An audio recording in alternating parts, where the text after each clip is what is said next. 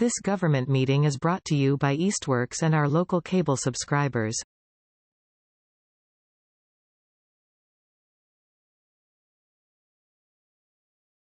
Hello, I'm Jeff Mastriani, Executive Director of eMedia, and I'd like to welcome our candidates, audience members, and folks watching from home to the 2023 Easthampton School Committee Candidate Forum.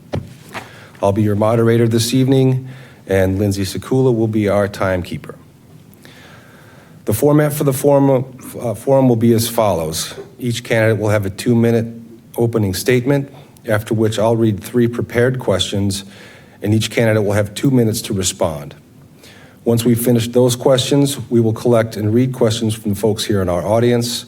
And those of you who are in attendance who wish to ask a question, please write it down on the note cards that have been provided and be sure to include your name at the top of the card. You may address any or all of the candidates with your questions. If no candidate is specified, each candidate will have a 1-minute time to answer.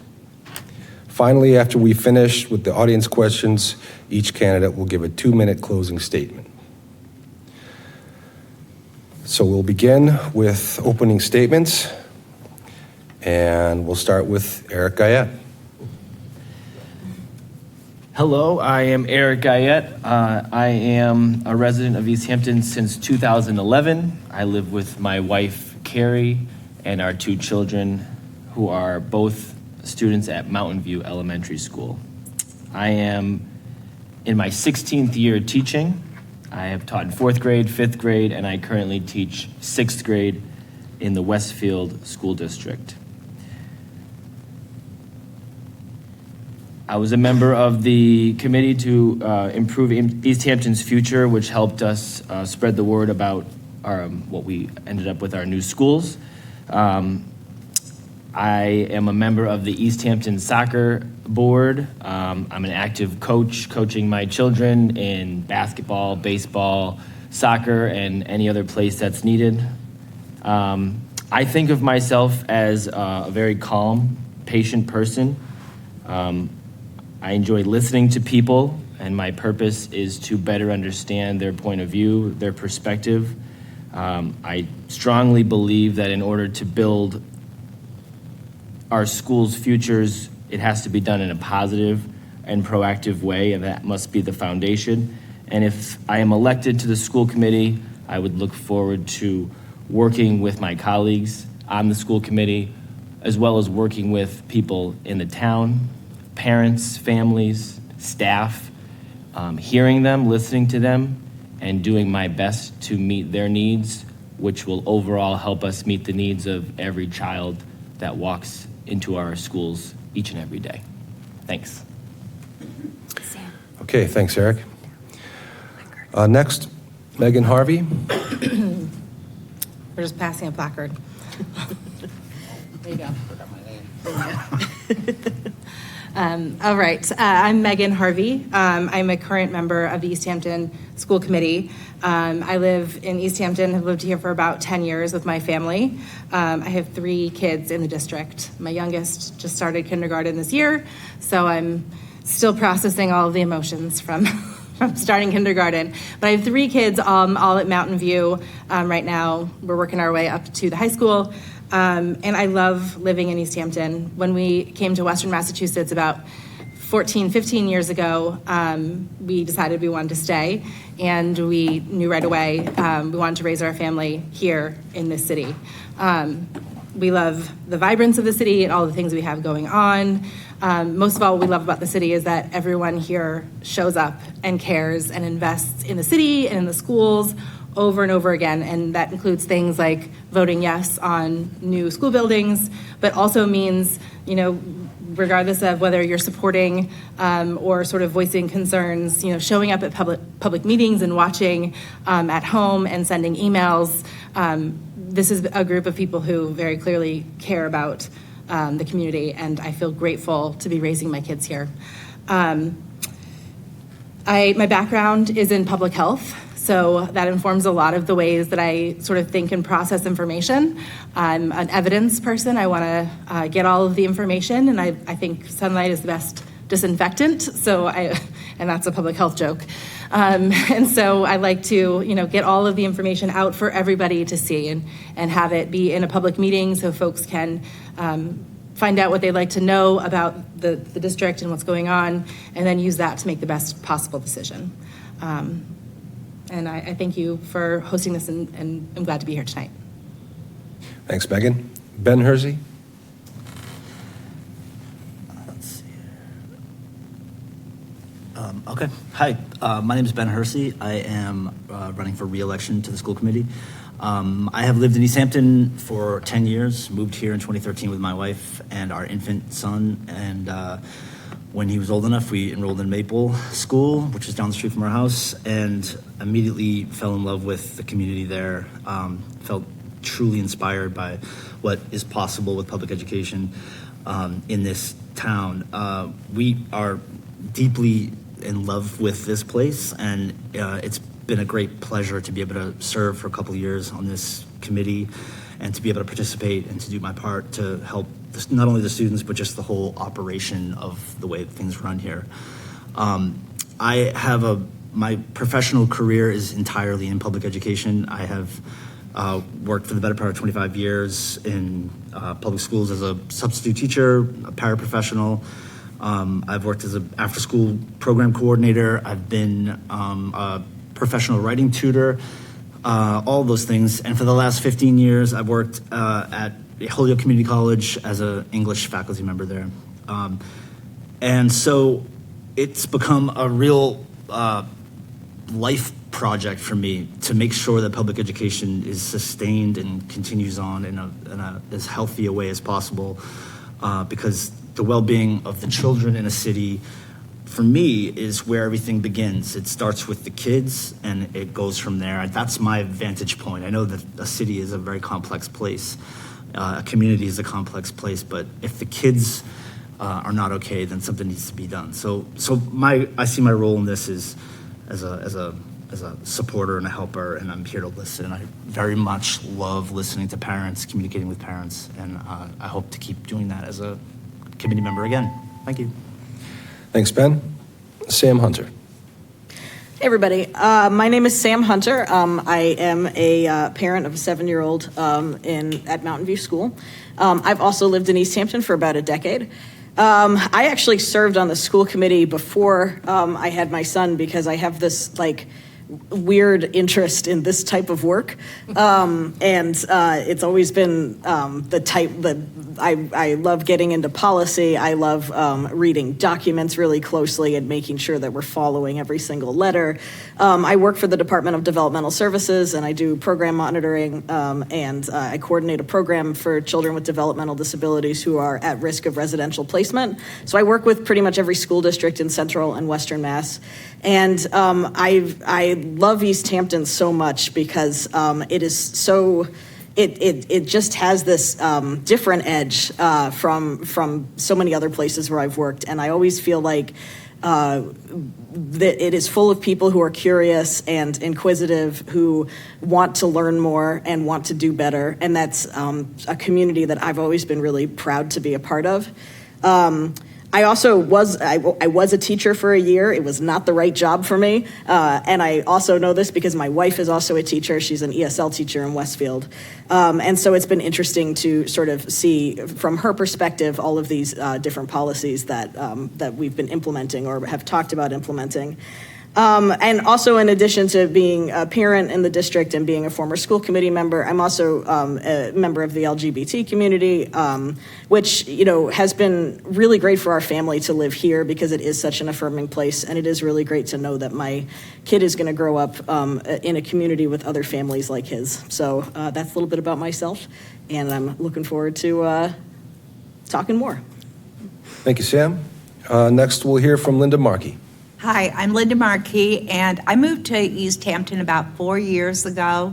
I had moved from Illinois many years ago, 30-some years ago. We lived in Granby, Connecticut, and then we moved up here 4 years ago.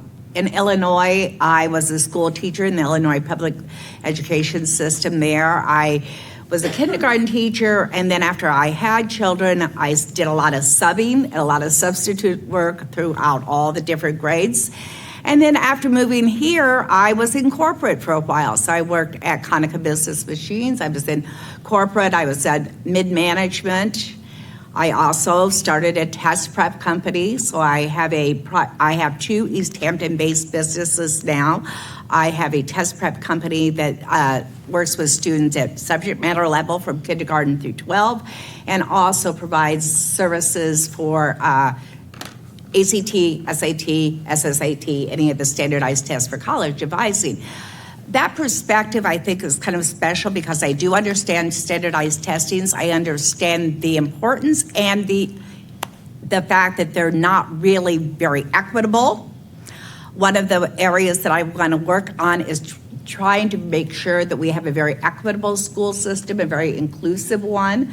We have a shared values. We have a strategic planning that names our values as being an affirming, welcoming, inclusive community, and I think that's important. I think my background with being both a teacher, a small business owner, and management kind of gives me a broad spectrum that I hope would fit in well with this board. I have high respect for the work that's being done here. I am passionate about public education. It is probably my life's goal to make sure that we continue to improve that for all of our students. Thanks, Linda. Next, Laura Scott, please. Good evening, everyone. A little bit about myself. My family and I moved here about 15 years ago. Our son was an infant. We originally rented in New City in Precinct 5. We scraped and saved and eventually bought a tiny ramshackle house in the Plains, which we have been working on ever since. We chose to stay here because something just clicked. There was a nice foundation of progressive values that we really loved about the community, but it also had this grounding in working class roots that my husband and I really resonated with. And I think that, that assessment in my mind still holds true today. And it's part of why we feel very fortunate and grateful to be here, and that our kids have been here since they can remember. They both attended Maple Street School, which will always hold in our hearts. As excited as I was about the brand new pre-K through 8, it was sad to let that beautiful little place move on to something else. I now have a son at Mountain View, and our oldest is at the high school. And we continue to work as much as we can throughout the community, supporting both of our boys and their interests and watching them grow and flourish. And I'm excited to be back serving from an appointment earlier this year, and hoping that I get the chance to continue this important work in the upcoming term. Thanks, Laura. Race Liz? Hi, Race Liz. I'm a lifelong resident of Easthampton. Graduated from the Easthampton schools. I won't tell you what year I graduated from high school. That's a secret. Okay. Obviously, since I've been here all my life, it's because I do enjoy the community very much. I've been very involved in the community over the years. I did teach at the high school for 10 years in social studies. Coached, was an athletic director, advised a student council. Switched jobs, did 28 years with the police department, excuse me, and retired as the chief of police. I've also been a member of the Park and Recreation Commission. I've been a member of the Rotary Club, the JCs, co-chairman of the Bicentennial Commission. Worked in a variety of different committees in the community on various projects over the years. I enjoy working with other people, meeting different people in particular, discussing different ideas, trying to put our heads together and get problems solved. I'm thinking that the school committee would be another forum for trying to bring people together, get people to understand exactly what's going on, make sure everything's being done clearly and out in the open so everybody knows where we're coming from and what we're trying to accomplish. Thanks, Ray. And finally, Tim St. John. Hi. Excuse me. My name is Tim St. John. I've been a resident of Easthampton for about 20 years now. We purchased a home 3 years ago on Hendrick Street. My wife is a 3-generation resident of Easthampton. I have an 8-year-old son who attends Mountain View School, and I am a second-year Spanish language learner and a multi-sport coach. I've coached baseball for 4 years, might be 5 years now, might be going on 5 years, and also soccer all along the way. I've stopped coaching soccer because I no longer have the skills to impart to my developing young soccer player. But to watch him take off and develop has been magnificent.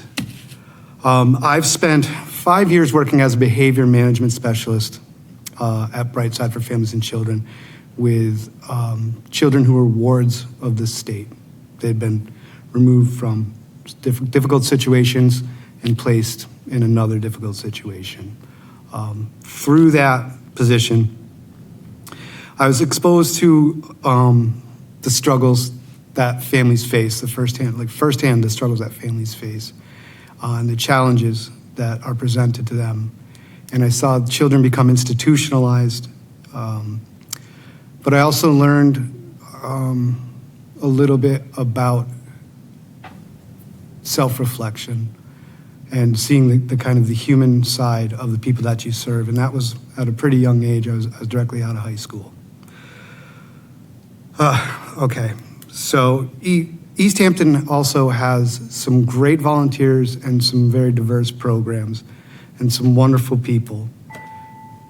Oh, jeepers, and we're already done. So I'll tell you more about them next time we talk. Thanks, guys.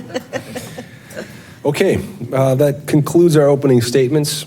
We will now move on to our prepared questions. Again, each candidate will have 2 minutes to respond, and we will move around the order so that the same person doesn't start each time. So our first question, and we will begin with Sam Hunter. Why are you running for this position? So I don't know that I would have run for this position if I hadn't been appointed to school committee after the 2 resignations this spring. And then after I was appointed to the committee, I remembered that I really enjoyed this work. And after giving it some thought and talking it over with my family, I figured it was worth it to run again. As I said before, I have this weird thing where I actually enjoy a lot of this work. I feel like this is a type of job that is it's something that gets me really excited and gives me a lot of energy, and that's not the case for everybody. So I feel like if that's the gift I'm given, I should use it. I really like talking to people. I'm very curious about other people in the community. I have loved, I also am the co-chair of our special education parent advisory committee, and through that organization as well, I've been talking with so many parents this year in the district, and I'm just loving it. It is so cool to hear where everybody is coming from and to hear kind of the experiences that people are bringing and the ideas that people have. And there's a lot more diversity out there in terms of what people's priorities are and what people's kind of hopes and dreams are than I think we realize. I think if you spend a lot of time on the internet, your impression gets kind of flattened into 2 or 3 perspectives, when really there's thousands of people in this town and they're all a little bit different from each other. So I would say that's the thing that I like the most about this particular job is getting to talk to and hear from a wide variety of people about a wide variety of things. And I just like to get things done. So I'm excited about being able to do that again. And I enjoyed it the first time around. And now that I'm a few years older and I have some more experience, I feel like I'm enjoying it even more this time around. Thanks, Sam. Eric? So this is my first time running for any position, public office. I just want to start off by saying what I know about the 9 candidates that are running alongside me to be true, that we all went to the town hall, we all pulled out papers, we went around town to the various precincts and got 100 signatures. We came to this event, and I know that took a tremendous amount of courage, and I respect everybody on this panel and those of us running for doing that. As far as why I'm running, it's simple as I want to help and I want to learn another side of education from the teaching experiences that I've had. We as candidates, we're only candidates because of the steps I just listed. Otherwise, I want the town to know that we're no different from you. We are you, and you are us. And I want to be a role model for my own kids. I want them to see what I'm capable of and how it's important to step into roles where people are needed. I've been doing that for years as a coach, as a member of the soccer board. And also, I want to know that the teachers in our buildings know that I'm on their side and I know how difficult their job is. I also want the town to know that I'm running to help improve our schools. And if sometimes I'm presented with an issue in our schools, I may sometimes respond with, what do you think we should do? I have no shame in looking towards people who know more than me for advice and for help. But I want to look at those who are in our classrooms each and every day and the staff and let them know that we hear them. We're here to support them and help them. And by doing that, helping our kids in the schools. I also want to learn about the budget and how we can spend our money in this town as efficiently as possible to help the teachers and not overwhelm them, but support them. Thanks, Eric. Ben? So this would be my second term here, and it's the first 2 years were an incredible learning experience. In some ways, it feels like the 2 years were like a training experience, and now I feel sort of like prepared to do the job even more. But I am a big advocate for parents in the district. And it's very important to me, like as a parent of a fifth grader here, I've seen again and again how how parents are often not sure where to turn. Like they have a question or a concern, and they don't know if they should talk to the teacher, the para, a principal, or whatever it might be. And that really inspired me and made me realize like there's a lot of information that's not traveling to the right people. So maybe I can become a kind of conduit for that information. So as a school committee member, I see myself as a person who can direct folks in the right way. I've definitely learned that a single school committee member does not have power, really. Like your power is when you're together and you can make decisions. And so it's been a phenomenally incredible experience to realize that this is a collaborative effort, and I've very much enjoyed the chance to recognize where my dreams are versus where reality is, and to try to bring those things together. Recognizing that every fancy thing you might hope to do costs real money, every penny is accounted for, and seeing the way money is spent has been incredible. So I'm excited to have an opportunity to further my knowledge, help students, help families, and support teachers especially, as well as folks in the community to understand what we're doing and why it matters. Thanks. Thanks, Ben. Linda? I decided to run because I was asked to by a few people, one of them being my granddaughter, who is a junior at Easthampton High School. And when we saw openings, she just came to me and she said, Graham, I think you'd be great at this. And I said, why? And she said, because you listen to people, Graham, you have really cool ideas, and you like to work with other people, and you like to create, situations where things come out good. And I said, oh, well, that's good. And then she said, you're pretty good at a lot of things. And that made me feel really good about this. I also feel that because she knows, because she's heard it her entire life, how important education is. And so she knows that for me, I really want to help this community continue to make our schools better, higher quality, more diverse, more equitable, all the things that a beautiful, healthy community wants.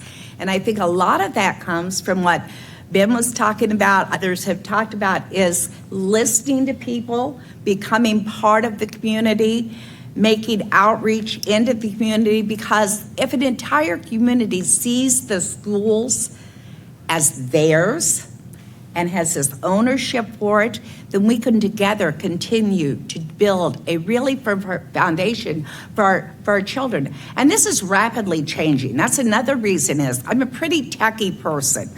And one of the things that I look at is that we are actually starting children into school this year in kindergarten who we're preparing them for a world that we have no idea what 12 years down the road is going to be like. This may all be pretty moot, what we're doing here. And we need to realize that this is important goals that we have, and we need to have plans for that. Thanks, Linda. Megan? I am running for a second term on the school committee because I'm passionate about public education. I got into this position, of course, through the personal interest that I have, having 3 kids in the district.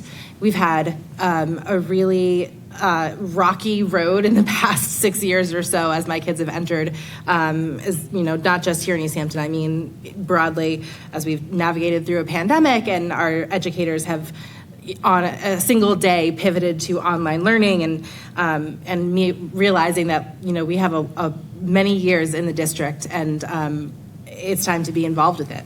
And it's the other part of that is that I have this long-standing belief and passion for public education. It runs in my family. I don't know if that can be a genetic link, but I think it might be. My mom taught 7th grade science for more than 35 years. And I grew up, going into school with her, unless I was making her late, and then she would leave me at home. And I would try again the next day to make it on time. That was middle school kind of stuff. But I grew up in the classroom. I know we all do, but I really grew up, after school, going to her classroom, watching what she did, the preparation she made, getting the board ready for the next day, grading papers, thinking about lesson plans and how it all ties together. And so I have this staunch belief that our educators are amazing people, experts in their field who know what to do with our kids. They just need our support, and they need our respect. And I really have joined school committee and hope to stay on school committee so I can continue to provide that support to educators. I hope that in the past 2 years I have demonstrated to the educators in this district that I am staunchly on your side and forever in your gratitude to all you do for our kids. And I hope to be able to continue doing it. Thank you, Megan. Ray? Well, in running for the school committee, I'm looking forward to working with students, teachers, parents, and the community as a whole in order to develop a constructive approach toward the school committee's responsibilities in terms of setting policies and goals for the education of our kids. I think that the students, the teachers, the parents in particular, and of course we can't forget about the taxpayers, but that triangle for me is very important. Having been a classroom teacher, I'm well aware of the fact that for the most part, teachers really do have their finger on the pulse of what's going on in the school, and I think they would have a lot to contribute, and I think they should be listened to. Parents have the biggest investment in the schools and certainly should be listened to. I think parents, unfortunately, and the way things are going in this country in a lot of places, are being shut out of the decision-making process, and I think that's the wrong direction to go. I also understand that the school committee has a dual responsibility. First of all is education of our kids. Secondly is management. We're also responsible for the largest budget in the community. And I think what we need to do there is to be sure that there's accountability throughout the system so that the taxpayer is getting a bang for their buck. Thank you, Ray. Laura? I would say, I was thinking about this a lot today.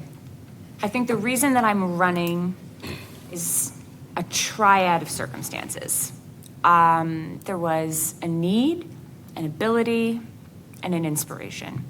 So the need that I saw began with the pandemic and the difficulties that arose there, and then really reached a head earlier this year with everything surrounding the superintendent search and division and upset in the community.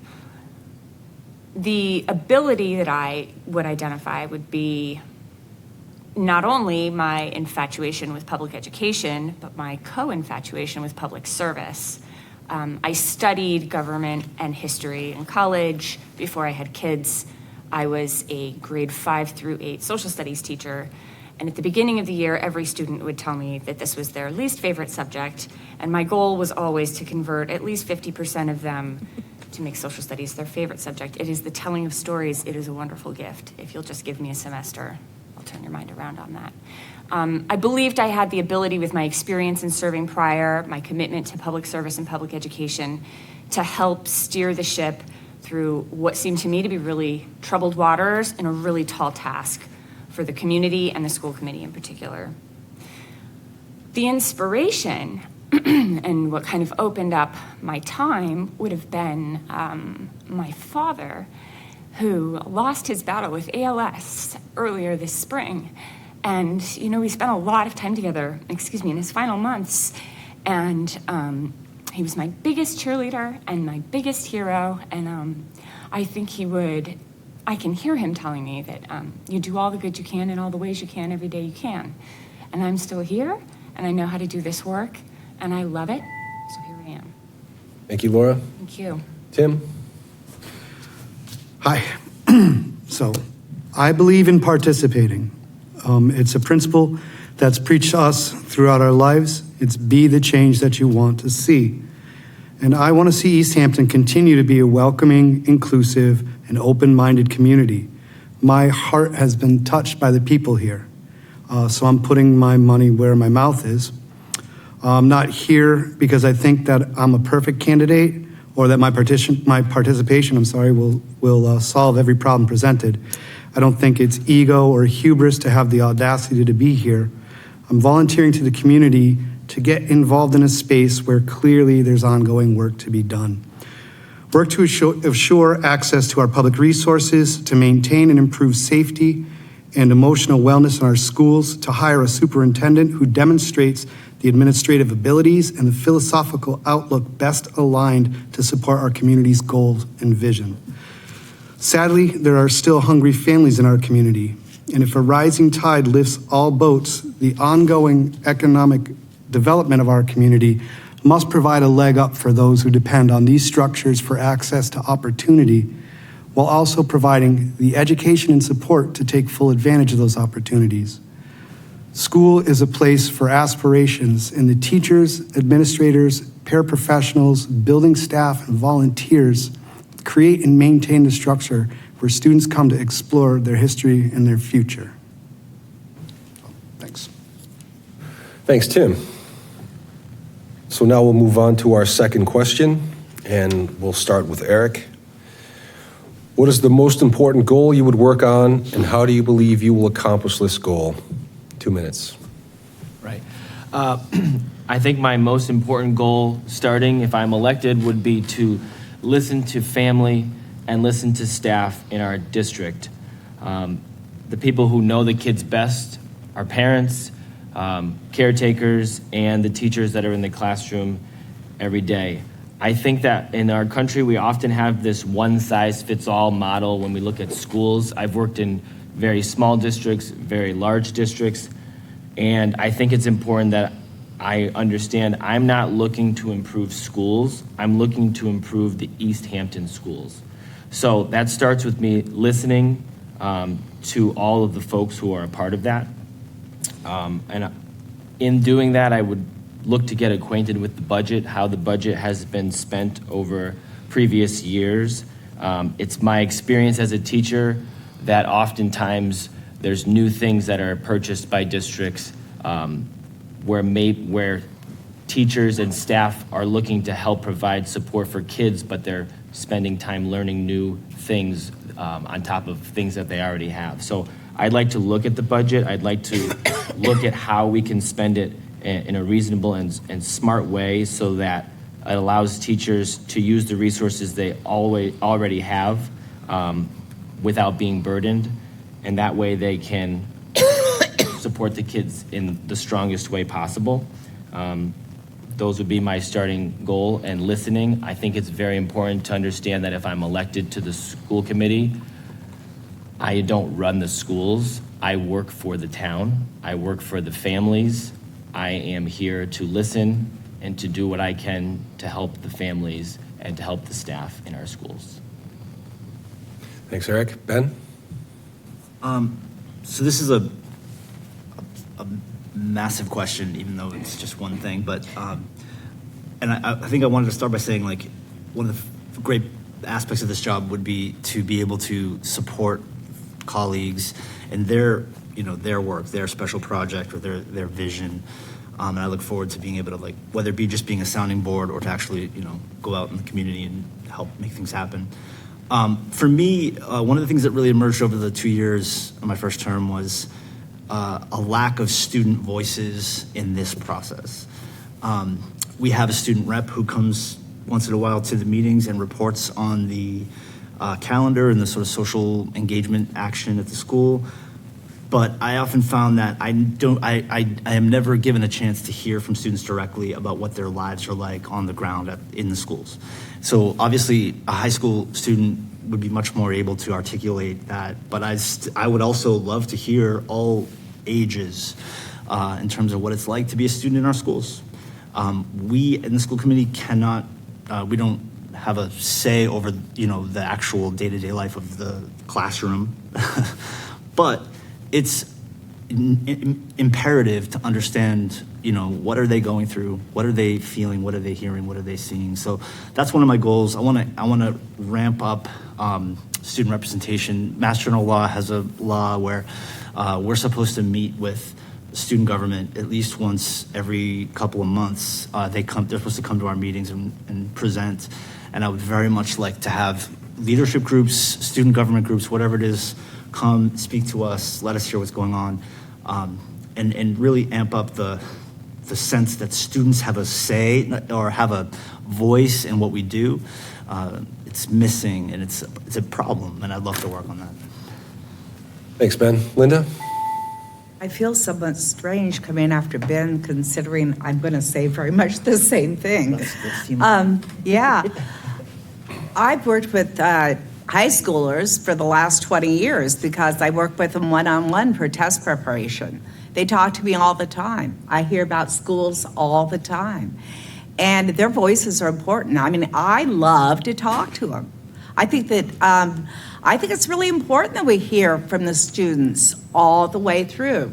My really goal, I kind of spoke on before, is I would like to see more cooperation between the community, the schools. I mean, we have Easthampton Media doing things that we could have schools with. I'm a big gardener. I love gardening. I love pollinator gardens. I'd love to see students working more into the community doing that. I'd like to see, like the learning go beyond the walls. And I think there's ways to do that, to encourage it. I think that it's so important to continually try to find out what do they need to go where they need to go? What do we need to give them to go?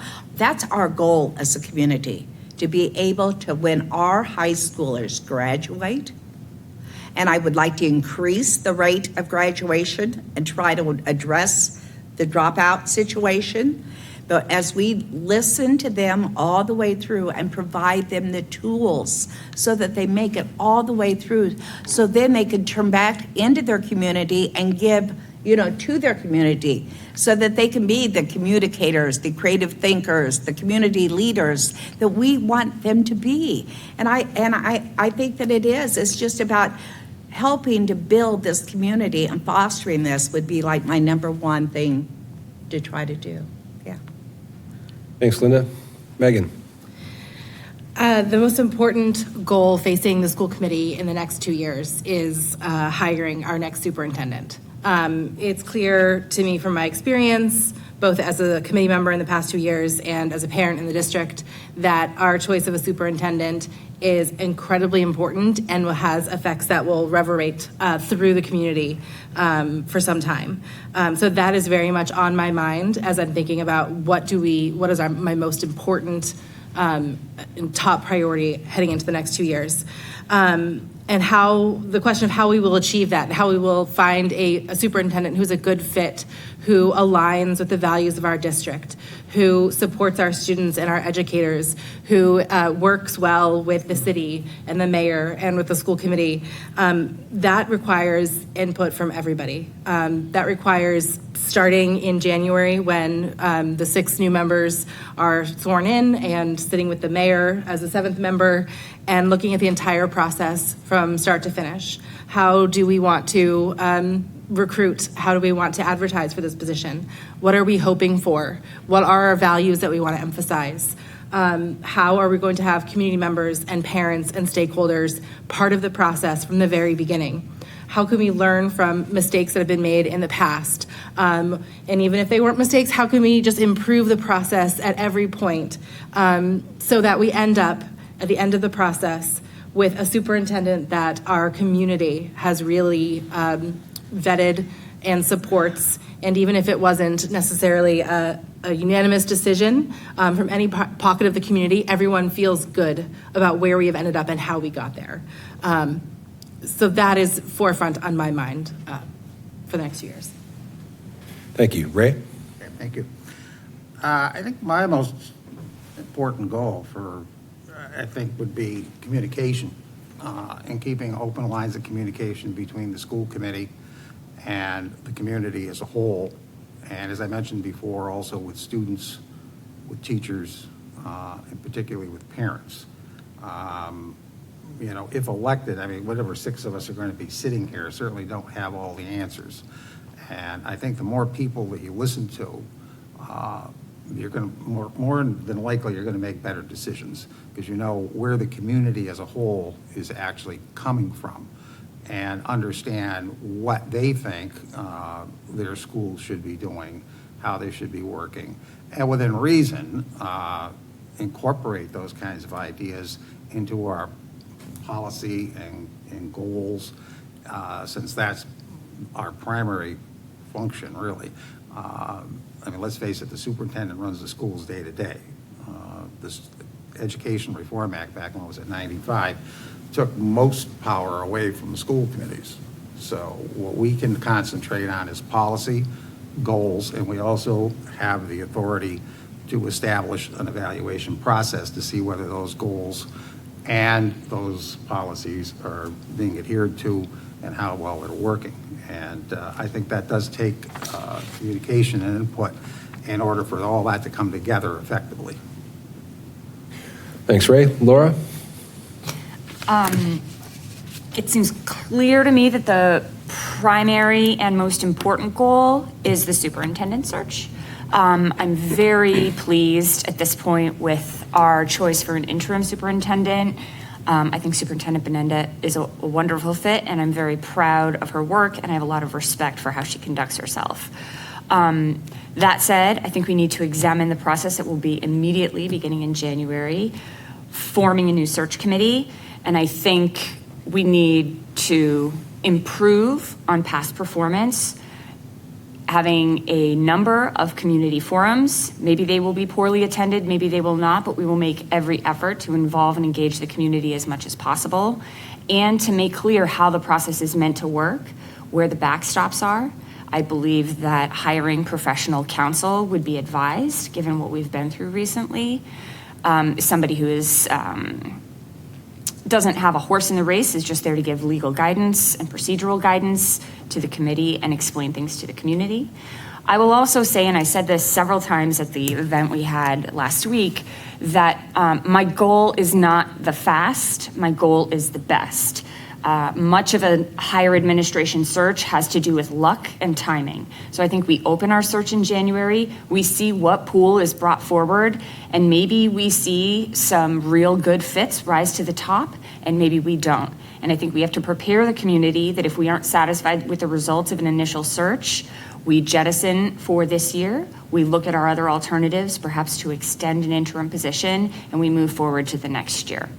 I think there are myriad ways to make it more seamless and that everybody can have buy-in in the process and feel satisfied and have respect for that final candidate, even if maybe it wasn't their first choice. Thank you, Laura. Tim? So, given the position that I'm in, all I can say, well, not all I can say, I'll say more, but I agree clearly that the superintendent, the appointment of a superintendent is going to be one of the biggest things coming down the road. I mean, that and the budget every year is a huge undertaking. But my take on it was that the superintendent is the most important goal that we're going to be facing as a committee. So just my quick thoughts on it are that the most important goal facing the school committee, aside from the budget, will be the hiring of a quality superintendent. The process will surely, once again, present some high-quality candidates. The school committee will be responsible for the due diligence in the hiring process, interviewing the candidates' colleagues, subordinates, and administrators, as well as students, stakeholders, and other invested parties. Within appropriate guidelines, the applicant's historical positions on social and school-related issues should be discovered and deliberated as well.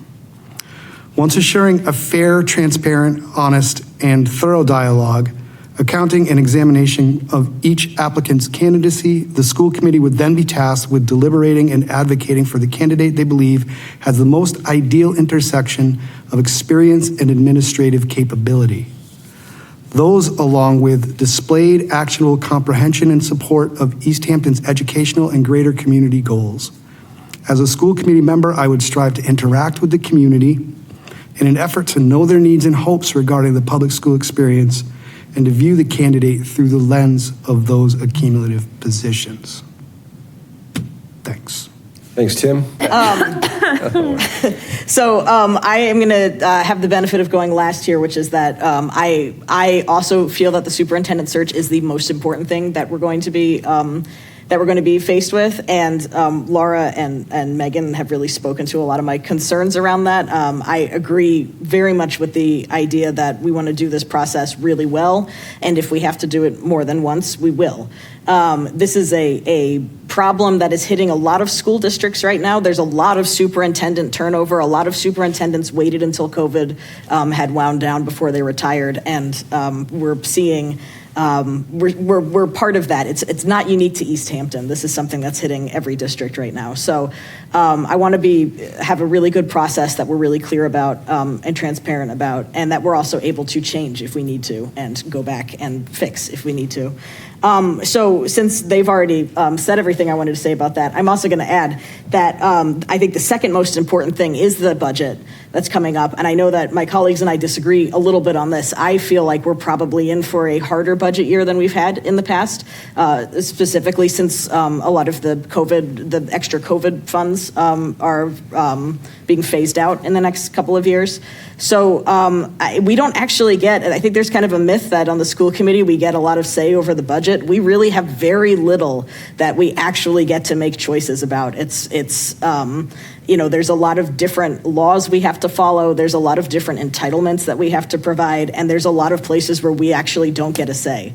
So we're going to be looking at a tough budget that I think is going to be challenging. I think as a community, we're going to have to be patient with each other and work together to find something that we can work with. And so part of what I'm going to be doing is doing some research about what other communities are doing and grant opportunities or other ways that we can kind of plug some of the gap there. Okay, thank you, Sam. And now for our third and final prepared question, we'll start with Ben. Discuss 2 improvements to the district that you feel you would like to see, and how would you accomplish them? 2 minutes. Thank you. I have, again, there's all kinds of things we could talk about, but for me, and this has come up, the question of communication is a big one, and it connects to another concern that I have, which is around sort of something Linda said about the changes in public education, which I think are happening faster than anybody can even measure, and I certainly am trying my best, but it's very challenging, especially post-COVID, but with the rise in AI specifically, I think that's going to affect the way teachers teach. It's going to affect the way kids learn, and we don't know what that means yet.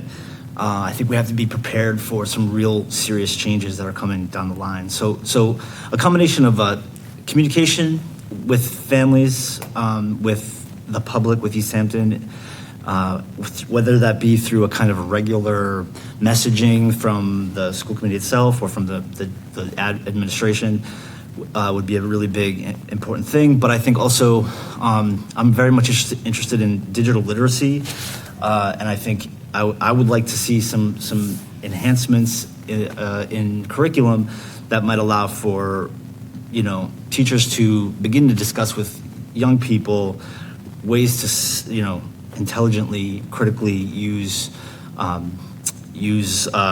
technology. I think we need to be thinking about that. Similarly, and this is maybe veering off a little bit, but I think that our district needs to enhance its the way it works with DEI, diversity, equity, and inclusion. I think is something we talk beautifully about, but I think we might be lacking in terms of actual on the ground action. So that's a big one, and we need to get back to actually attending to those huge questions. Again, we could talk forever on this.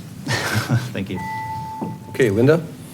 Okay, so when I looked at improvements, I was thinking in terms, I think more specifically with like looking at the budget we have the two largest pieces of the budget that I see outside of what's administration and staff is dealing with transportation and dealing with paying tuition for school choice out. And right now we have more school choicers out than we have school choicers in. So I would like to kind of look at what's going on there. And I think it's really important for us to have a strategic plan of saying, what do we do well? Why do students want to be here? How can we improve that so we could kind of reduce that, looking at the in and the out? And again, I spoke a little bit about the fact that I am not happy with the fact that we are below the median for high school graduation. I think it's very important that we try to improve that and to get better. We need to have 100%. I'm not happy with anything less than 100% of our students has come in, they go all the way through, they come out, and they're prepared to go out into the world, whether that is to go into a traditional college, whether that's to go to a trade school, whether that's to start a business, where the military, whatever choices that we are able to educate our children through that. And I think this is really, really important for us to do that. I have a lot of thoughts about artificial intelligence. I think we need to write policy about that. I was reading some and kind of doing my homework about that. That is going to be one of the things that's going to have to be addressed is policy in regards to artificial intelligence and how that impacts education. That will be an ever-changing policy because, it's going to change everything. So those are just a couple of my thoughts on that. But again, I'm here to learn from the community and I'm here to work with my fellow school committee members. Thank you, Linda. Megan? I wish I had more than 2 minutes to talk about this. Just as much as we talk about all the strengths of our district and how much we love this district, there's always areas to improve. And so what's foremost in my mind at this point is we have had 2 years where we have worked really hard on this committee to maintain level services that align with our values, with things like maintaining class sizes. That has been a full committee effort and a community effort that we worked together. We also worked closely with the mayor and with city council. And my vision moving forward, it's true, we do have a really tough budget, not just probably one season, but several tough budget seasons coming. But some of the work I'm most proud of on this committee is how we have already started to prepare for this. And I say that like it was my complete thing. And as we've pointed out here, it's not. It's the committee has some control over that. And we have an amazing business manager who last year we've already started moving positions that were on grant funding over to other sources of funding so that we don't face this enormous cliff that we're not going to lose services suddenly. I could, again, keep going for forever about this, but we are making preparations to continue these level services into the future and not have a cliff drop off of services. But more important to me is I'd like to move to growth of services. There are a lot of areas that we could grow our services in, including more access to STEAM in schools. So just some of our grades right now in Mountain View have access to our STEAM program, but also language in middle school. There's so many different areas that we could move, and that will require a lot of working together. I have another one to talk about in 7 seconds, which is this improvement in communication. I think it's going to require a lot of effort on the part of the committee to work with the community so they know what to expect and where to find information. You want that in my sentence? So working on my communication. Good collaboration. Collaboration. Thank you. Thanks, Thank Megan. You for your couple seconds. Ray? Well, as far as specific improvements, at this particular point, I'm not familiar enough with the policies, goals, curriculum, and so on to speak to a specific issue, but I do, as I mentioned before, feel rather strongly about maintaining good lines of communication. And I think also, as Ian pointed out, the school committee generally gets a budget that's kind of set in their lap, and they've got a particular time period in which it's got to go to city council and so on. There's not a lot of time to work on the budget. But I think what there is time to work on by the committee is to set priorities that are communicated to the superintendent, the business manager, and so on, of where we think money should be going in terms of deciding what kind of programs perhaps need more support, whether that be personnel or some other kind of services. And it's not easy to do that after you get the budget. You really need to do that before you get the budget. And I think as our role as a school committee, since we don't really do the budget, is to create priorities, communicate those to the superintendent, and try our best to see to it that those priorities are met so that the students who really need the extra attention, extra help, and things like this are going to be able to get it. And that's not to leave the so-called average student, or what do you want to call them, behind, but we have to make sure that everyone is taken care of the best we can with what we've got. Thanks, Ray. Laura? That was a very astute point about regarding the budget. So I had 2 things I wanted to talk about. The first is this idea of a rebuild of both our policy handbook and our budget. The idea that we're going to have a pretty significant turnover, maybe an entire turnover of the committee moving into the next term. There will be a pretty steep learning curve for new members, and I think there's a considerable learning curve for a lot of members of the community who have an interest in the school environment, but maybe not all of the information or all of the broader context. So it would be my hope that the new committee would work to start very early in the year next year by reviewing everything whole cloth and hosting a series of forums for the public, both small forum and large forum. Small forum where you have less than a quorum of school committee members in attendance, and then maybe some larger forum public meetings where we can walk through and break things into bite-sized pieces, which, to tie into what Ray was mentioning, it's much easier to make change by being really well prepared and communicating your goals and your values in the outset, rather than complaining when you're delivered a budget that doesn't meet your expectation. So that's the first thing. The second improvement that is really important to me is talking. It builds again on these ARPA funds that are disappearing. Grant funds are more scarce. I would hope to start to strengthen and build even more community partnerships with not only other city departments like Parks and Rec, but also with other community groups, the library, the ECOA, the community center, to create other kinds of programming, maybe some paid, maybe some not, where not just students could benefit, but their families, their siblings who have graduated, maybe senior citizens in the community, that there can be more of a meeting of the minds, sharing of skills, building of relationships that are multi-generational, coming across all socioeconomic backgrounds and breadth of diversity. And I think it helps us weather the storm when we have difficulties as a city moving forward. Thank you. Tim?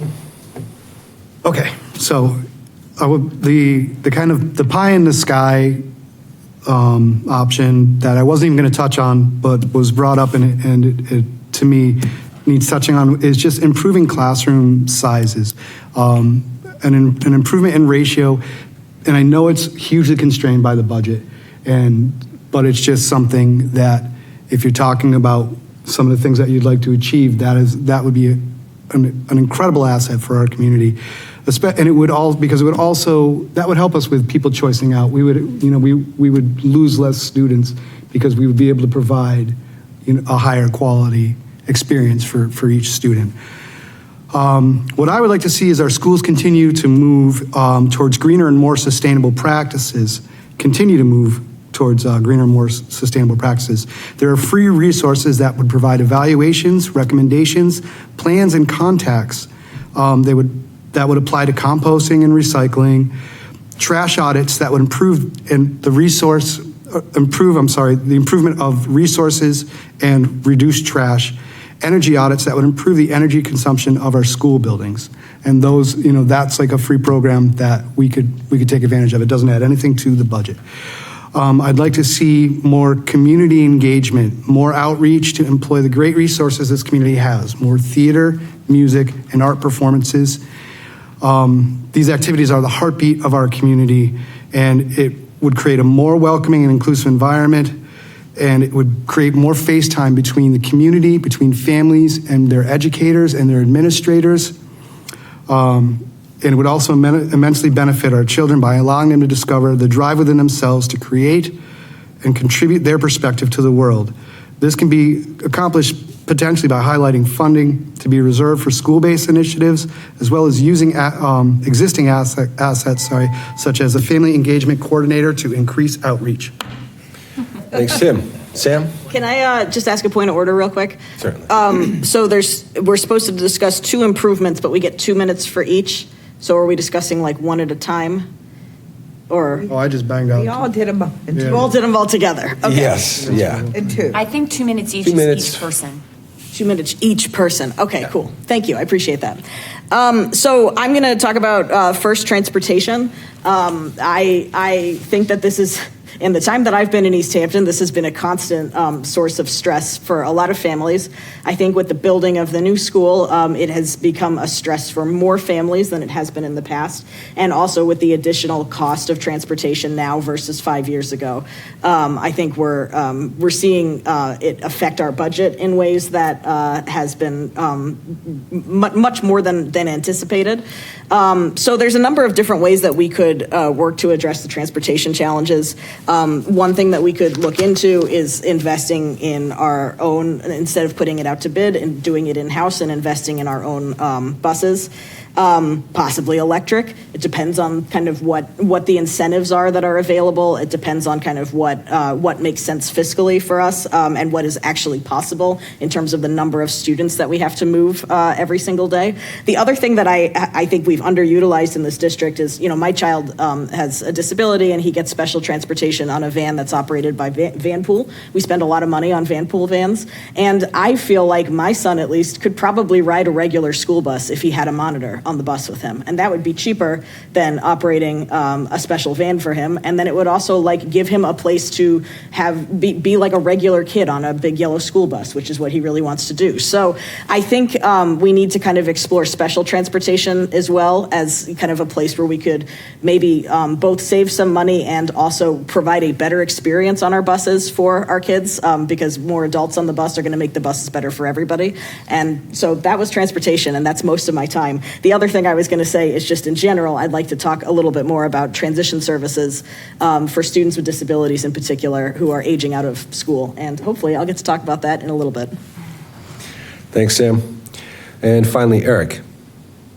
So you've heard from a lot of people on a lot of well thought out ideas. I think a couple things that were touched upon. Something I wanted to mention was I've heard even today, and I've heard over the past year, families who are devastated to lose Maple Street schools. Now, my kids went to Center and Pepin, but I think when you hear that, if you go to Maple Street School, it was in rough shape. So what was it about Maple Street School? It's the people inside. So we have these beautiful schools, and I think in our district, I want to look to provide the staff in those schools the most support. And what I mean by that is I think that teachers too often find out in the start of a school year that there's a new curriculum that they purchased in the district, and there's new things that we want you to learn how to use, so they spend time learning how to use that. Where I'd like to look at if there's ways where we can save money by, instead of purchasing new things, look at things that we have that are working and give our teachers and staff the professional development that's meaningful, that allows us to go deeper instead of broader. I think that teachers are oftentimes pressed because they're told to go so broad and so far reaching when they really want to accomplish meaningful depth in what they're doing. And so I think that if we could look for ways, Sam made a great point about for transportation. There's smart ways where we can look at people. I think I'm looking at a district to improve by investing in people over products, and getting people in the building and getting the bus monitor, as you mentioned. And then the second point would be communication and engagement with the public. I think that people did a lot of work searching for the superintendent. I'm grateful for all of that work, and I would look to work with my colleagues in how we can better engage with the community and give them opportunities. As Laura said, they might not all show up, but if we can try to get them involved as much as possible, we can pick an excellent superintendent. Thank you, Eric. So that concludes our prepared questions. We will now take the questions from the audience.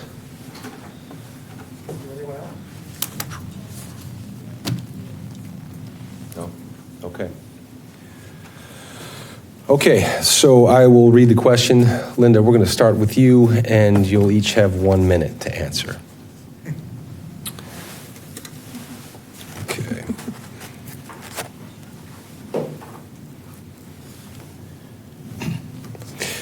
First question. Our district is losing kids to other districts, whether for special education or because they don't feel welcome.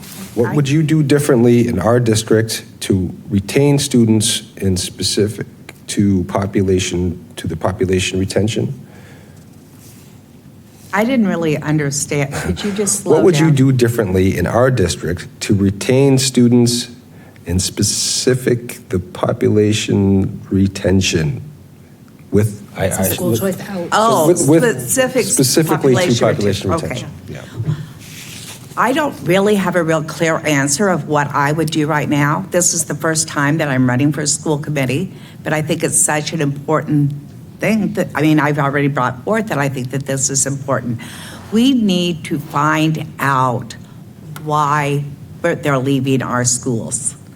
Now, I've asked for data on that, and I've understood that we don't have a lot of real clear data, but some of the ideas that I have come up with is that they don't feel comfortable here.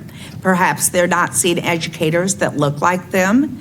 Perhaps they're not in circumstances where they feel that they are a part of the community. I don't know that, but I do know that that's something that I think that is very important that we address, because we have to provide schools as a community for all of our children. Again, I don't have an answer for it, but I know that I'm somebody that is very willing to work and try to find a solution to the problems that we face. Okay, thanks. Megan? I think it would be wonderful if we could get data on why students and families decide to leave the district, but it's tricky because then we're asking folks who had some reason that they wanted to leave the district to sort of set up like an exit interview and then tell us why.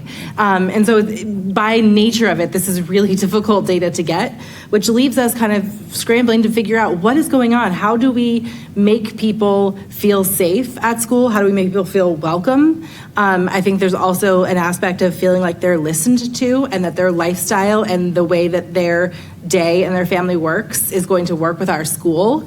And so, I think this is one of those things where if we can get data, I'd love to have my hands on that, but to the extent that it requires asking more of folks who felt like they were done a disservice and they needed to leave for some reason, it's our job to sort of investigate it and to try some things to keep them and to improve it from our side. Ray? Well, I'm going to be somewhat redundant because in order to solve a problem, you really have to understand what's causing it. And yeah, I agree. I'm not sure exactly how you would collect that data to be able to really form or come to some sort of conclusion as to what the specific issue is in terms of retaining. That doesn't sound much like an answer, but I really don't know how you solve a problem if you don't know what's causing it. Okay. Laura? So this harkens back to my olden times on the school committee a decade ago. This was a much bigger, it's a problem today, it was a much bigger problem then.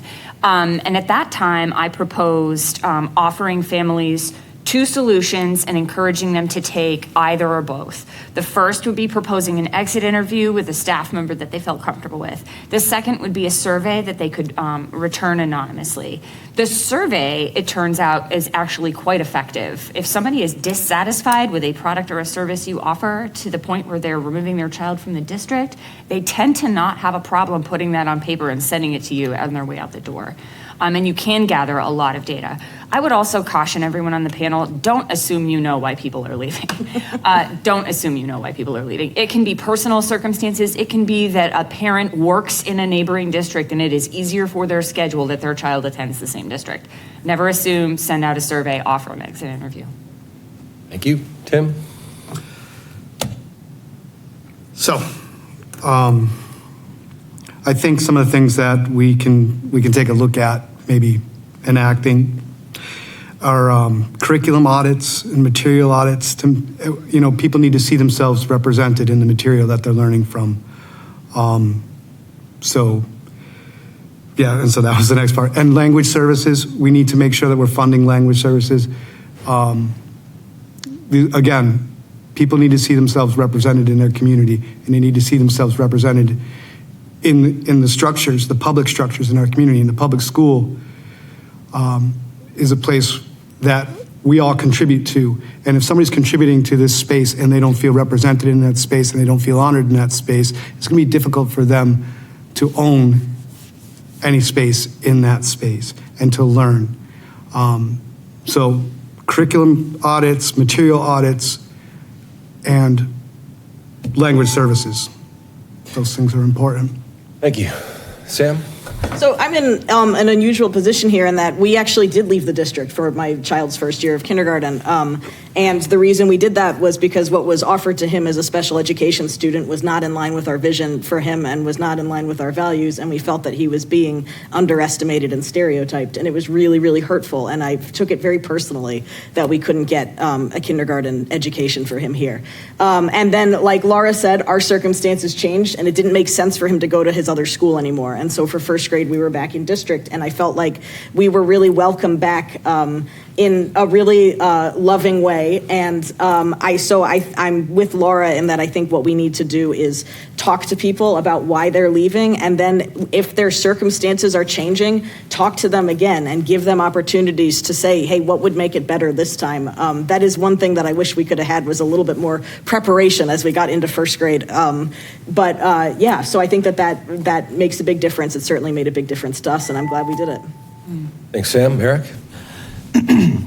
So I think it's very important to be proactive. I think we give students climate surveys annually. I don't think we give climate surveys to students because students are leaving the district, but I think it's important that we ask students how they feel in our schools because we care about how they feel in our schools. And then when we do these types of things annually, we get a beat on the pulse maybe before these types of incidents happen. I think that Laura is right. When you give people a survey, they'll let you know if things aren't, kids especially, in my class we do it, and when they see, oh, disagree, I can say that.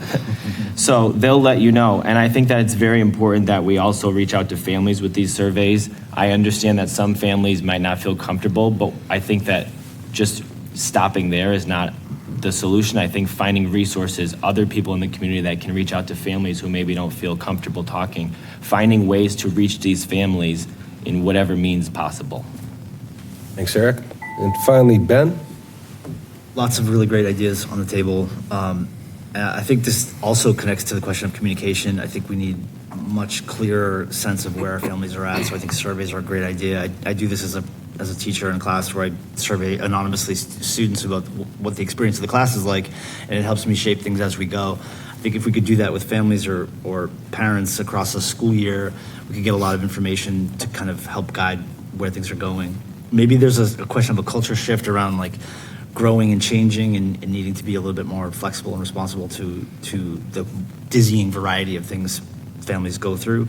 But I think with, again, a transparent kind of willingness to engage and to shift and change, which is not easy to do in a public institution, we can improve this problem. Thank you, Ben. Okay, our next question. The last year has been a challenge for the community with respect to the superintendent search process. How will you build trust in the future hiring decisions? And we'll start with Megan. I think this is a tricky one because there's so much to it. I think there's multiple pieces of this that I want to address. One is the sort of idea of rebuilding trust, and that's essential. And I think that trust comes from everyone who wants to have a voice in this, having a voice and hearing back that what they have said was heard and is taken into consideration. And the other piece of this is not looking back in the rearview mirror and flattening our experience to just what one group or one person or one thought process was. This was complex. There were a lot of different pieces feeding into it. Not just one thing happened. There wasn't just one opinion about what happened. And finding a way to move forward, respecting all of that, and keeping in mind all of that. But I think transparency and effort and communication underneath all of that. Thanks. Ray? Well, looking back at what occurred last spring, I would say that certainly transparency and communication are exceptionally important. There are a lot of people out there who are looking to be heard, and I'm not so sure that anyone was listening. And certainly when I was going around nomination papers, and ever since they've been filed and I've been talking to people because they know I'm running, there are a lot of people out there who are very unhappy about the fact that didn't feel anyone was really listening to them in terms of what they wanted to say and the points that they wanted to get across relative to that whole process. And that, again, comes back to what we've been talking about several times today is communication. And certainly, again, the idea that what's happening with a public committee needs to be transparent. You can't be running the show. Okay. Laura? Can you repeat the question? Certainly. The last year has been a challenge for the community with the superintendent search process. How will you build trust in the future hiring decisions? So first I would say, I would hope that the community, as much as every candidate that I've heard from on this, would be looking at next year as a fresh start. So I don't think of it so much as rebuilding trust as a new beginning. I'm not going to keep harping on transparency. We're regulated by law to publish open meeting laws. I don't take issue with transparency. I think there can be improvements to communication. I think there can be an easing to the rushed timeline. I would put a strong emphasis on we take our time, we don't make rushed decisions. That would be my one criticism of that process. And they were under enormous pressure to make a decision and make it quickly, and I think it led to a lot of miscommunication. I also think on the communication piece, setting expectations very clearly and as often as necessary with the public and the stakeholders about what the legal parameters are of the search committee and the school committee. Thank you. Tim? Okay, well, trust is when you accept that you don't understand everything that's going on and that the people that maybe do are working towards the best outcome. And that's trust. You trust that they're working towards the best outcome. There are also, for this committee, there are a lot of checks and balances. There's a lot of transparency. Malfeasance it's not only not tolerated, it's the language of the structure of this thing is really antithetical to malfeasance. So trust, it's up to us. It's up to each one of us to choose whether or not because this is the structure we have. And so we have to trust each other and we have to trust our neighbors and we have to move forward. that's all that we have. Thanks, Tim. Sam? I agree with what my colleagues have said about the importance of tempering expectations, slowing down the timeline, making sure our process is understandable. I like the idea of hosting more public forums. I remember at the time a lot of people were upset. They didn't like that the meetings were all remote, which I don't know that was necessarily like as big of a deal as some people felt it was, but I do think that being able to meet with people in person and hear their concerns in person does go a long way towards rebuilding that trust. So I'm happy to do that. I'm also I'm hopeful that if we can slow it down and make it a little bit more understandable and make it a little bit less mysterious, I think that will go a long way. And I also think that what happened last spring, and I keep saying this, it's not a uniquely Easthampton issue. This is just the problem with school committees is that they're made up of people, and that's the problem with everything, really. So, I mean, we're going to have issues, but we can get through it together. Thank you. Eric? So as an outside person, I wasn't involved in the search for a superintendent, although just in the steps that I've taken to become a candidate for school committee, I can tell you that it's a lot of work.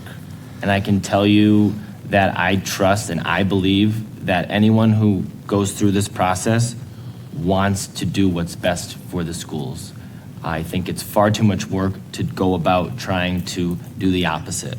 I think if people in the public feel that mistakes were made, they need to understand that we're teaching students and children, and we're trying to teach them that if mistakes are made, we have to learn and grow from those mistakes.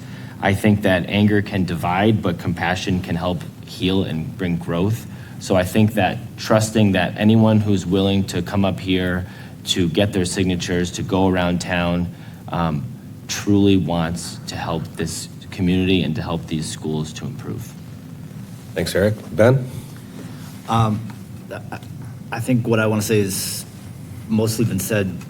The biggest issue is that process last year went too fast. From start to finish, it was plagued by a need to really speed for fear that we were going to lose any kind of quality candidate.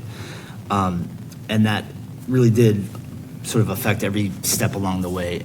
I can tell you that an enormous amount of work went into that process, and a gargantuan amount of work in just a couple of weeks, really. And there was a serious effort made to make sure everything was by the book the whole way. Transparency is a given. I'd be happy to stand here in front of an empty space if nobody shows up and tell you all about what's going on.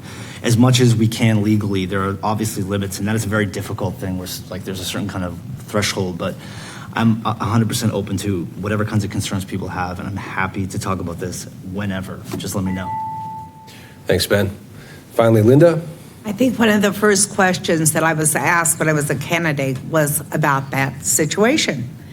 And the first thing that I said to them was, I trust that those people did what they thought was right at the time that they did it. I said, I wasn't in that room. I don't know what happened, but it's time for us to move forward as a community. I think that this is actually one of those great kind of learning experiences. And I would really think that as we go forward with the next, superintendent search, we've already heard from people who were there that they said, let's slow that roll. Let's go a little slower. Let's try to look at this. And let's build the community input into it out front. Let's try to have forums. Let's try to get everybody on board. And then the decision will be made, the superintendent will be hired, and we will get on with the business of educating our children, which is what we need to be doing. Thank you, Linda. Our next question. How do books help young people develop empathy and acceptance of themselves? And we'll start with you, Ray. Would you like to repeat that? How do books help students develop empathy and, what was that last part? How do books help young people develop empathy and acceptance of themselves? Mm-hmm. Start with you, Ray. Well, obviously, the best way to learn is to read. Probably, from my point of view, the most important thing. I taught in high school And unfortunately, there were students there at the time who were reading like at the, 5th grade level. You can't really function with books in high school at 5th grade level. But when you read, you learn about other people, other cultures, what other people are thinking, doing, and that all helps for you to understand what's the old story there about walking in somebody else's shoes. That's what books are all about, as far as I'm concerned. If you don't do very much reading, you have a very low base level knowledge of what goes on in the world and why people are different and why, even though they're different, you can still work together and accomplish things. Okay, thanks, Ray. Laura? I'm going to take a little issue with what Ray said. My dad would have said the best way to learn something is to do it. I would say the next best thing, if you can't do it, is to read about it. And so I think that's what books are. Books are this passport to a series of places, experience, time, people that maybe you can't access or run across in your daily life. But it can help build out your world from wherever you began. And every book you read and every story that is shared, maybe you don't read it, maybe you listen to it, maybe it's shared with you in some other way. But all of these stories that float around in our society push those walls further and further out, which builds empathy, understanding, self-awareness, and all of those things, I would hope, through the course of your life, help lead you to a place of self-acceptance. I don't know who wrote that question, but I would say I think there's a lot of other things that go from learning and empathy and compassion to self-acceptance, and it might need therapy and other supports and stuff too, but books are a wonderful piece of that puzzle. Thank you, Laura. Tim? I mean, it's a difficult question to answer just because, I mean, it's basically the answer is, oh, books are great. Books are amazing. You can be exposed to thoughts that you haven't been exposed to yet. And you can make a connection with those thoughts.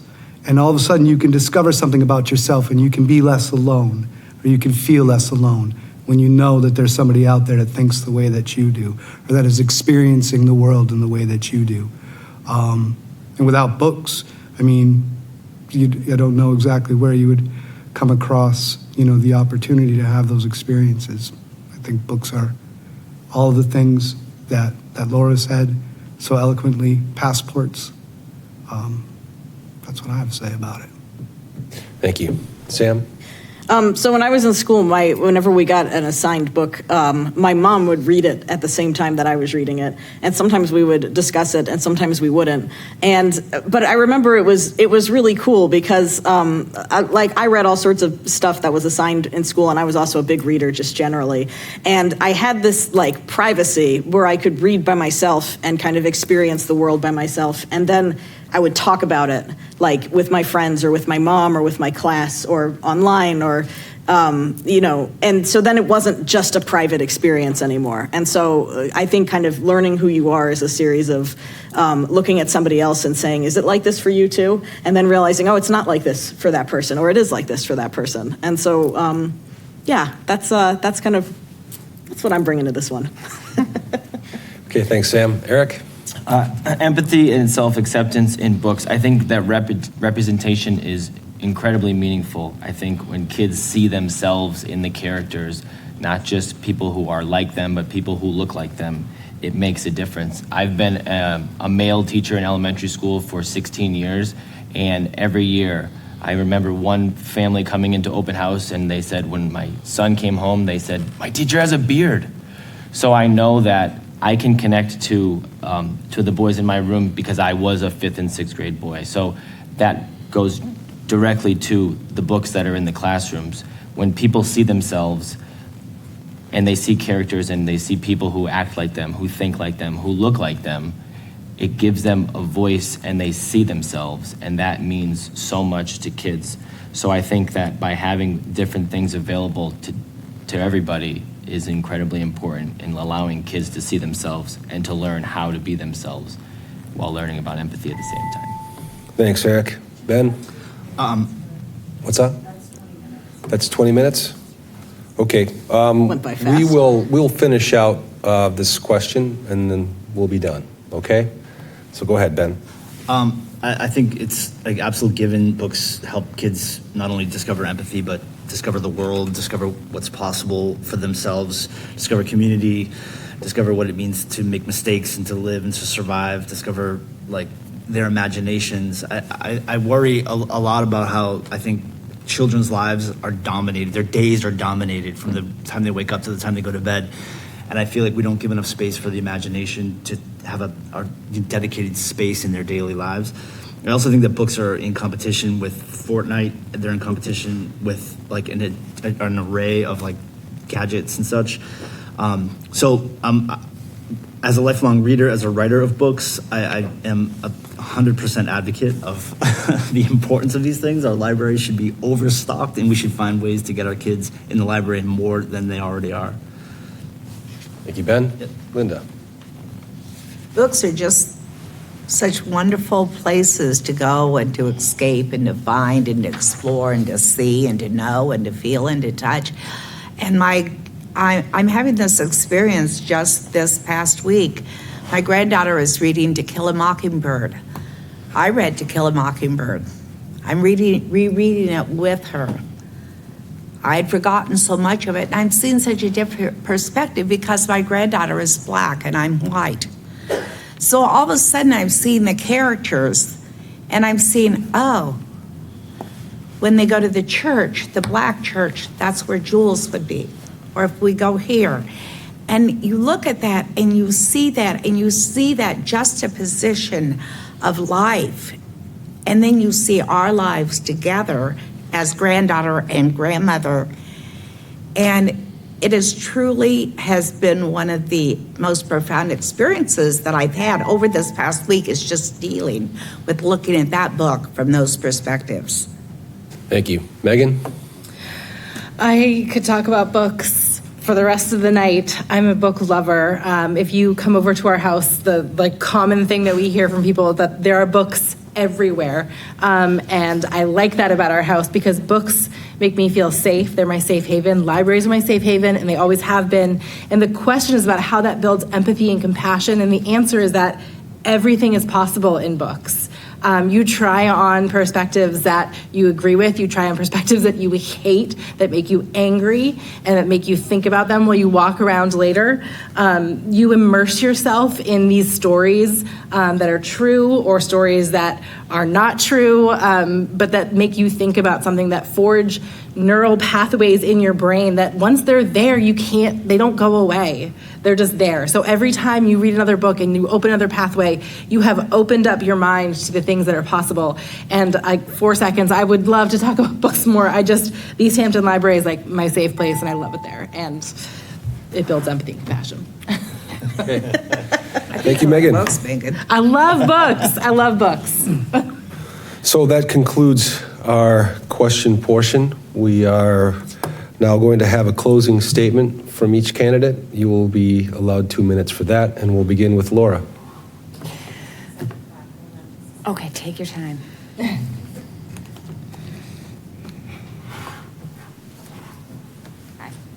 Thank you. All right. There's a lot more I'd like to say. I'm sure people maybe still have a lot of questions. Reach out to me on Facebook or my school committee email if you want. I just want to focus on the importance of the work that is ahead of us next year and in the coming years, and the importance of calm, steady, experienced leadership, flexibility, collaboration, interest in, not just willingness to, but interest in interacting with the community and hearing from the broader base of stakeholders about what their priorities are. There's a lot at stake in this election. And there are those of us who are here tonight who spoke to our vision, our values, our experience, our goals. We don't have a huge audience. I'm hoping we have a large digital one. I'm hoping that everyone wasn't just clued in at the time of high drama and high stakes. I hope that people recognize the stakes remain as high today, tomorrow, next month, next year. I hope you turn out to vote. I hope you consider carefully who you cast that ballot for. And if anyone has any additional questions, I'm willing to listen and would love to talk. Thank you, Laura. Tim?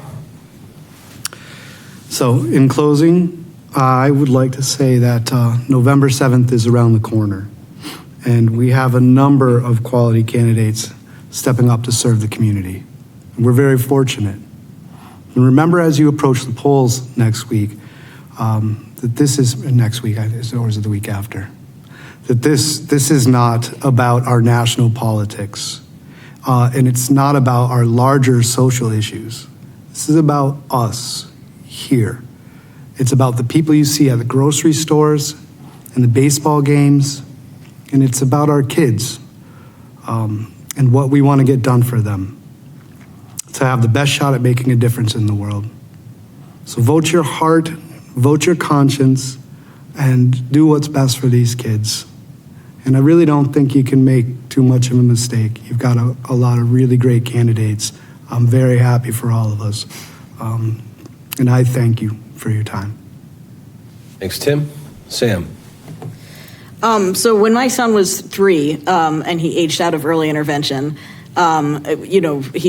we started him in preschool. Soon after that, the pandemic started. And his first experiences in public school were over a Zoom, doing speech therapy at 8:30 in the morning. And then, as time went on, other things happened that changed the way that education looked for all of our kids.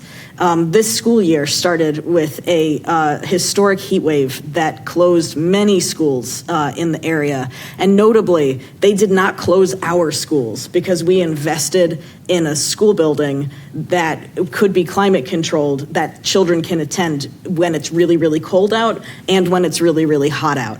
And I just think in the next, for the rest of my life, but especially in the next 20 and 30 years, we are going to be facing some serious challenges in education, the likes of which we can't imagine right now. And I want to be able to look back and know that I did everything I could to prepare us for those challenges, whatever they happen to be. And so I think that means that I should be on school committee. I'm hoping that other people agree with me.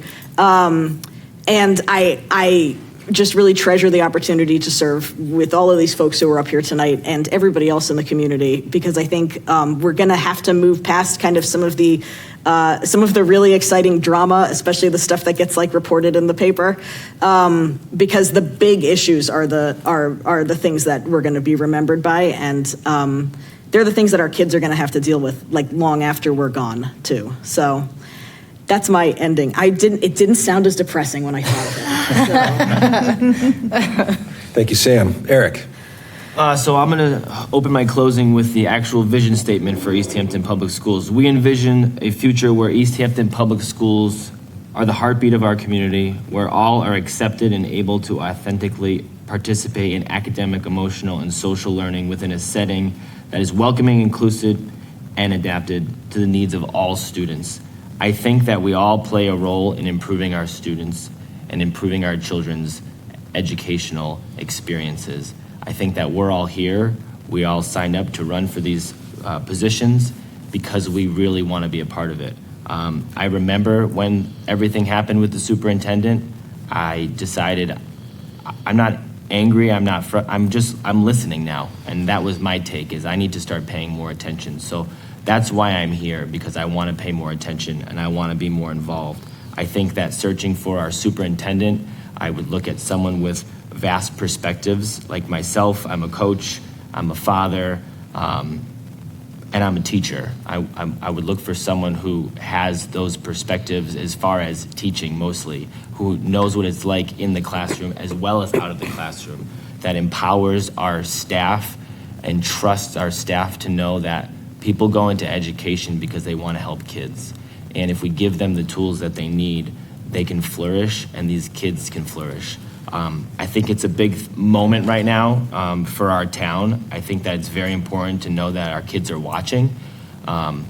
Sometimes I've learned as a parent that it's when your kids seem like they're not paying attention, is that when they're absolutely paying attention.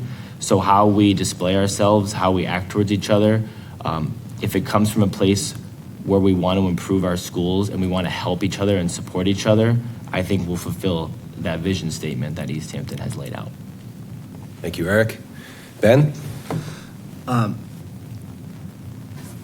There's a lot of things to say. As far as school committee goes, when we think about things we can improve and do better, a school committee member in Massachusetts has like two central roles. One is to develop a program to get a new superintendent or to evaluate your superintendent. The other one is the budget and dealing with the budget. And so when I think about improving and making things better, those two for me are just a given. And I'm really grateful for the comments and discussion that has come up around that tonight. I'm also grateful for the chance to talk a little bit about the way last spring went with the superintendent search. And again, I'd like to reiterate, please speak to me at any time. I'd love to talk about that. I am 100% dedicated to the well-being of kids and public education. I love living in Easthampton and have been just blessed by getting to know a lot of families who are working hard every day to make things right for their kids. And it's just an honor to be able to support kids and families as they move through their educational journey. And I am ready to face these changes. I think, we're talking about environmental changes, technological changes. There are so many that it can be a little bit overwhelming. I'm ready to do the work, and I definitely don't know everything, but I'm excited to learn. And I'm also excited to encourage people to engage. Like for 2 years before I ran for school committee, I came to every school committee meeting, and I was the only person sitting in that audience every time. Nobody comes. Come to the meetings. Get online. Just be part of it. Ask questions. See how it works. It's not that interesting most of the time. It's actually pretty boring. The drama makes you think it's going to be something serious, but lots of times it's just like saying yay to a big number or something. It's not a big deal. So come check it out, learn about it, and let's talk about what we can do to make things better. Thank you. Yay. Thank you, Ben. Linda? To you, sir. Hi. Well, when I think about this, I'm running for school committee. I'm ready to be part of a committee, to work together, to collaborate, to try to build the best system that we can for our students. That's the thing. So you have to look at the communications important, having the fact to be able to critically think, to look at all of these are important qualities, but I don't have to have the same quality as another member has. I don't have to have the same knowledge base as that member, because that member, we can all work together to, I used to say, if you don't have a skill, borrow it from somebody learn from them, work together, try to make it happen. Yeah, we're going to get a superintendent. We're going to get a great superintendent. I have absolutely no question in my mind that it won't be a long process, perhaps. It may be a difficult process, perhaps, but we're going to get there. And then we're going to just move forward to continue to work together. It is just, I'm not here to be the most qualified person. I'm here to bring my skill set, my ability to listen, my ability to work with others, my ability to envision, my ability to do that into this committee and to work together with everyone else. I believe in Easthampton. I love Easthampton. I've done a lot of things over the years, and now I'd like to spend some of my time working and serving this community. And I just ask that you consider me when you go to vote on November 7th, because I'm here to work passionately and positively for the children in our community. It's that simple for me. Thanks, Linda. Megan? The decision to run for another term on school committee was not easy. It should never be easy. There's a lot to it. And we came out of a particularly challenging stretch. And it required conversation with my family and with my children. And what it comes down to for me, and the reason that I'm sitting here and asking for your vote next week, is that this is important and meaningful work for all of us. At the heart of all of this, I'm energized by what we can do within our district. I'm energized by the times that the committee has moved the needle even a little bit in the past 2 years, the times that I have seen the work that we have done make a real difference for people in our community. I have learned so much over the past 2 years, and I'm ready to roll that into the next 2 years, and to continue to serve this community and our educators and our students. I don't feel done. I'm ready to work with and for the city, and for the kids and our educators and our caregivers and families, and for you. Please reach out whenever you have concerns. I hope that, of the things that I have demonstrated over the past 2 years is that almost without exception, I respond to every time that you reach out to me. Sometimes that's incredibly difficult. And sometimes it's a delight and a joy, and always I'm going to do it. So please keep reaching out. I hope that I have showed you that I'm listening to you, even when we don't agree. It's my honor and my privilege to serve, and thank you for your time and your support. Thank you, Megan. And finally, Ray. The school committee that is seated in January is obviously going to have a lot of challenges in front of it, from hiring a superintendent to making sure that we have all the appropriate resources for the kids getting a great education.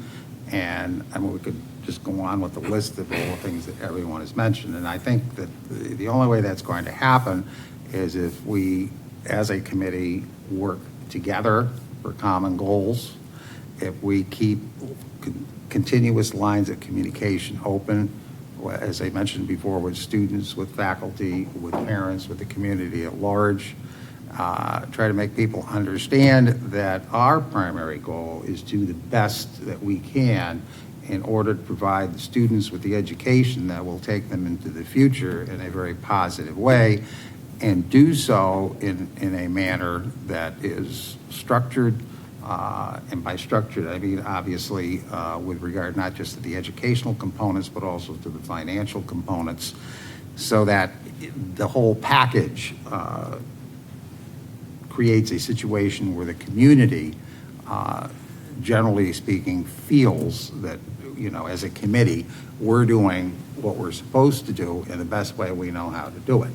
And I'm sure that in the process, whichever 6 of us get elected, we're going to mess something up. But you'll have to kind of give us a little slack on that as well. But I think, again, the communications working together, keeping an open mind to what people have to say from the community, will put us in a situation where we can get a new superintendent, do all the other things that are necessary to give the kids the best shot at an education in their future. And then the last thing I will say is they spelled my name wrong, and I need to buy a vowel. Okay, well, thank you, Ray. I've been saving that up this whole time. Nice. Yes. Right there at the end. Get Vanna White in here. That concludes our forum this evening. I want to thank each of our candidates for all of your thoughtful responses and for being willing to take up the considerable challenges of being on the school board. I wish you all the best of luck. I'd like to thank Mayor LaChapelle and Cindy Kwasinski for organizing our event this evening. Thank you to Lindsay Sekula for being our timekeeper. And thank you to my team at eMedia for tonight's broadcast. I think everyone deserves a round of applause here. Thank you all. Don't forget, Election Day is next Tuesday, November 7th. Good night. This government meeting is brought to you by Eastworks and our local cable subscribers.